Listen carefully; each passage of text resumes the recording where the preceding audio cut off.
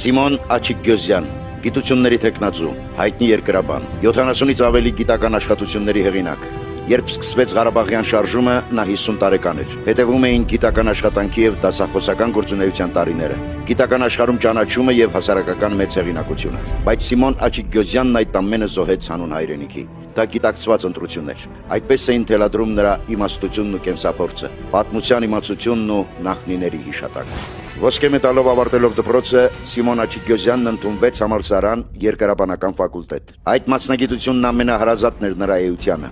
Ինստիտուտն ավարտեց կարմիր դիպլոմով, պաշտպանեց տեխնացուական ատենախոսությունը։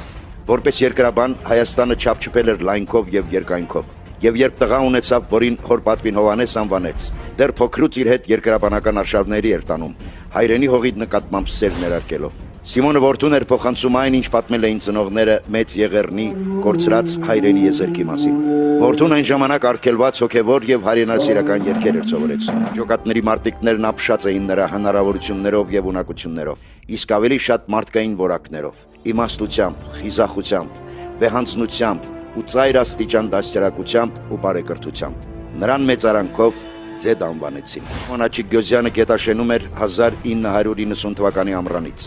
Այստեղ ինքնապաշտպանության մյուս ջոկատների հետ արաբոյի մարտիկները հետ էին մղում ադրբեջանական հրոսակախմբերին եւ ՕՄՕՆ-ին, կազմակերպում էին աշխարհից կտրված շրջանի պաշտպանությունը։ Մարտերից մեկի ընթացքում վիրավորվել էր ջոկատի հրամանատար Մանվել Եղիազարյանը։ Բուժման մեկնելիս նա իր փոխարեն հրամանատար նշանակեց մարտիկներից ամենահարգվածին ու իմաստունին՝ Սիմոն Աչիկգյոզյանին, Ձեդին։ Խորհրդաադրբեջանական զորքերի հարձակումից 10 օր առաջ Արաբոյին միացավ Պռոշյանի դաշնակցականների փոքր ջոկատը Կարոտ Մկրտչյանի եւ Պետրոս Ղևոնդյանի հրամանատարությամբ։ Ձեդը դիպուկահար հրացանով դիրքավորվել էր տներից մեկի տանիքին։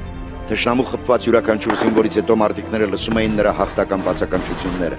Տներն ավերելու համար տանկերը սկզբում կրակում էին երկաթի կաղապարներով, բայց երբ պարզ դարձավ, որ հայ մարտիկները չեն պատրաստվում նահանջել, գործի դրեցին ֆուգասային արկերը։ Դրանցից մեկը ընկավ այն տան վրա, որտեղից կրակում էր Ձեդը։ Նա վիրավորվեց։ Տղաները փորձում էին Ձեդին համոզել, որ իջնի ու հեռանա ավելի ապահով մի տեղ, բայց նա արդեն վիրավոր նորից սկսեց երգել եւ կրակ բացեց թշնամու վրա։ Հաջորդ արկը ավերեց տունը։ Ձեդի երգը ընդհատվեց։ Ընկերներին չհաջողվեց տան փլատակների տակից դուրս բերել նրա մարմինը։